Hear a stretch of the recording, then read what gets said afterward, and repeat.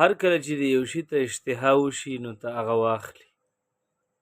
صبر به کله یادې.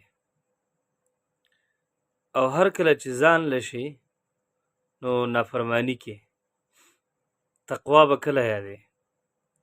او هر کله چې ستړی شي نو استراحت کې مقاومت به کله یادې. او هر کله چې اسانی راشي په تا باندې نو بیا داسې په ګناهونو باندې پرېوځي توبه به کله وباسي.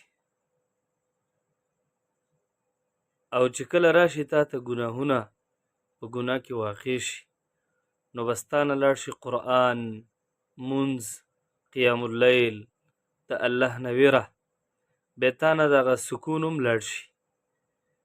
او دارنګه د الله یاداش او ذکر چې دی هغه هم تا نه بیا رحلت وکړي او لاړ شي.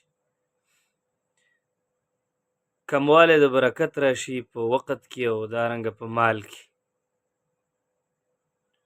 نو دا خبره یاد لره چې په اول کې د حرام ډیر سخت وي، بیا اسان شي او بیا د هغې سره مینه محبت پیدا شي، بیا په زړه باندې هغه داسې لګي لکه یوه پټۍ، بیا دا زړه چې دی دا بیا بحث کوي په حرامو کې.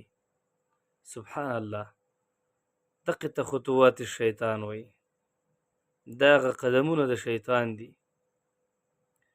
نیکانو ویلی دي چې کله تا نفس دعوت کې دی ته نو بیا ته محاوره وکړه د خپل ځان سره او د خپل نفس سره په دې آیات باندې چې اذلک خیر ام جنة الخلد التي وعد المتقون. آیا دا به غوری او که هغه جنت چې وعده شوې ده د متقیانو سره.